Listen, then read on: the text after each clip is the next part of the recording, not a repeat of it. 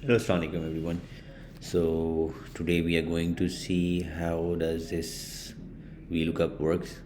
So I have a sheet over there which is named as employee master sheet, in which I have data like serial number, employee ID, name, department, position and title. In the last column is location. So for instance, I have a data where I have received some of you can say employee IDs from someone like 11030. I would say I'm just picking up random numbers from here,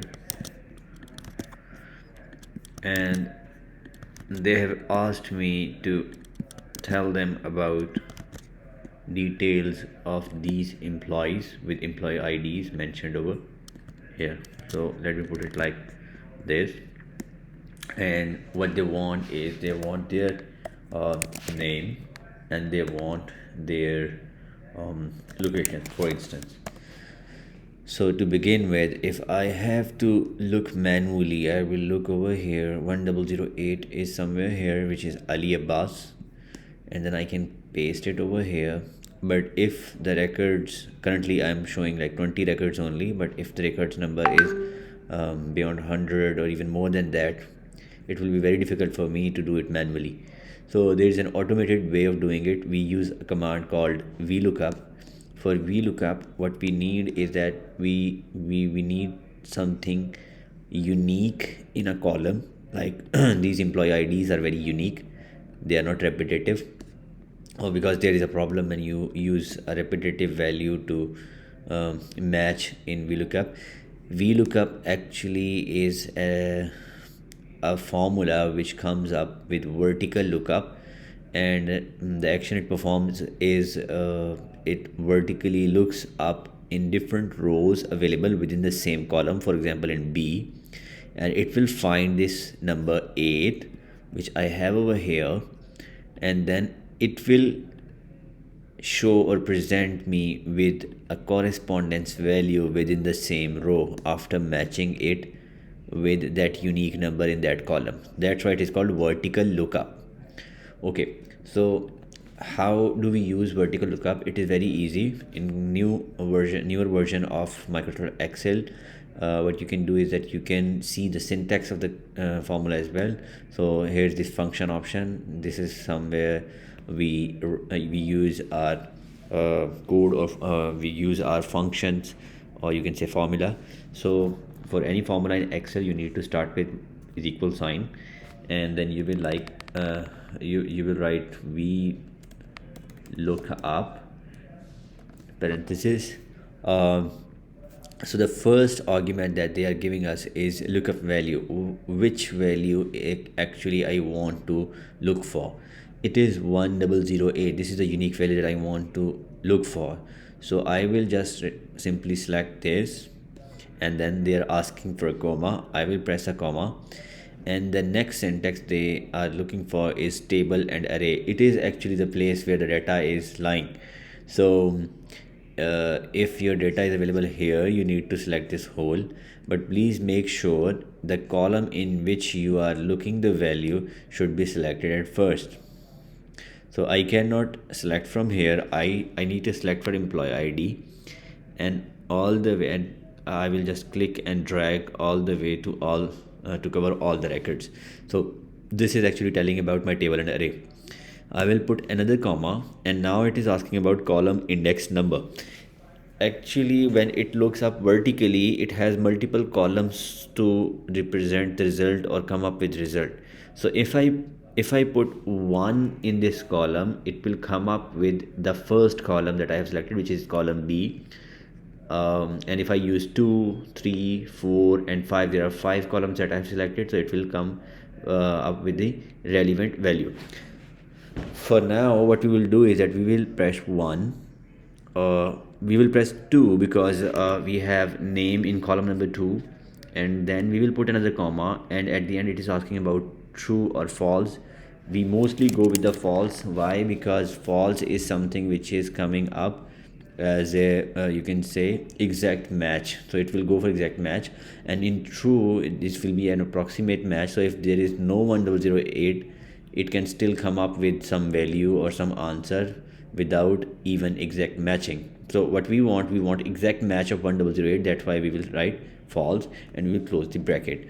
And when I click, I will come up with Ali Abbas. So the name is Ali Abbas. The best thing about VLOOKUP is you don't need to worry about this referral column where you started off with. For example, if I just want to go to another number, for example, I want it was a typo error, for example, I want to go for 1023, I will just copy and paste it over here and it will change the name.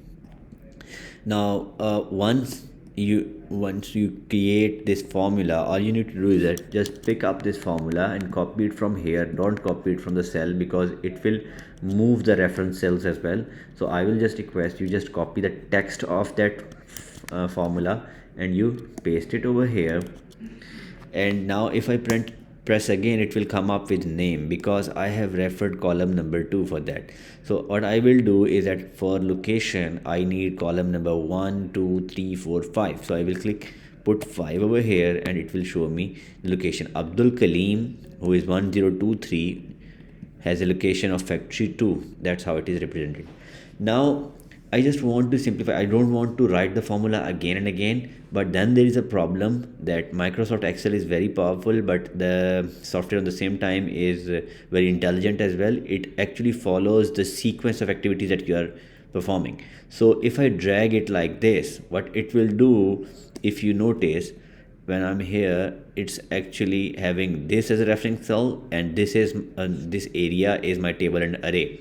But if you see the formula on the next cell, they have moved the table and array as well. And if I go to next you can say cell, I will see that along with that my selection of initial lookup value, they are also moving the table. So what I want to do is that I want these cells to move along when I drag it, but I just want to make this table selection static. So in Excel, what we do when we want to make something static in rows and column boards, what we will do is that we will just put a $sign before and in between the alphabet and the numeric of the cell reference. So here it was B1, so I have put a $sign before B and after B, similarly with before F and after F. And now I press enter. It's the same formula, but when I drag it, so you will see that it's now cell reference is not moving, it's the same one. There is another issue that I got an error of NA, and the reason is that there is employee ID of 1011 and there is no such employee ID. There's like 101. So if there is no matching, it will come up with an error telling you that this value does not exist over here. So one of the benefit of using this formula is you can summarize things like this if you want to check something. Secondly, if you have two columns, or you can have two different files with email IDs or any unique values, you can use VLOOKUP formula to just check which of the email is not matching up, where there is an issue. So you can use VLOOKUP for that as well. Just put this on.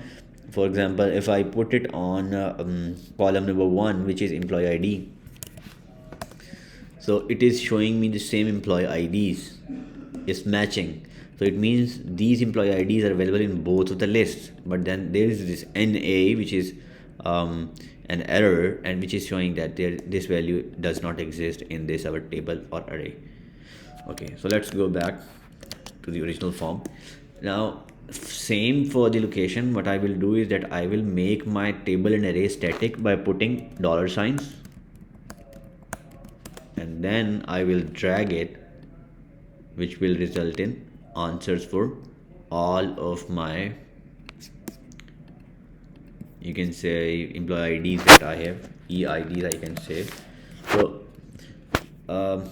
So if I just put this 1024 here, it will update value over here. So you can summarize data, you can look up for the data. If there's data is like in huge numbers, you can use this formula just to populate or get things that you want. Now if I want to get position as well, for example here, what I will do, I will just copy this formula, the first one. I will paste it, the text of the formula, not the formula from cell. Why? Because when I copy it from here and post it over here, it change the cell references as well. So I will just take the text of the formula and paste it over here, and it will give me the same result because I have the column number 5. What I will do for position, it is column number 4, so I will put lookup value this, table and array again the same, column number is 4, and then there is false, which means that I want an exact match. So here are my positions. So this is how we use Vlookup. There are two other formulas of the same family or category which we call as HLookup and XLookup. XLookup is relatively newer formula, but we have Vlookup and we have HLookup, which was available, which both of them were available quite for some time. So mostly why we use Vlookup, you might have heard about Vlookup but not HLookup. The reason why is because in most of the cases in our databases we have our data stored in the format of, you can say, columns. So there are multiple columns with column headers. So as our data records are available in the form of rows, and the unique identifier among them is in the form of column. For example, Hassan is different from Irfan, or if different from Farokh. Similarly, they are like employee IDs, so they are unique. So that's why we need vertical lookup, because our data exists like this. So if you get any data where this column headers are not at columns but instead on you can say rows, you might be using HLookup, which is more or less similar to VLOOKUP.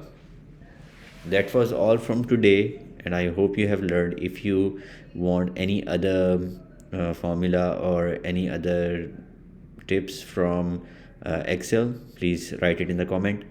Thank you for watching.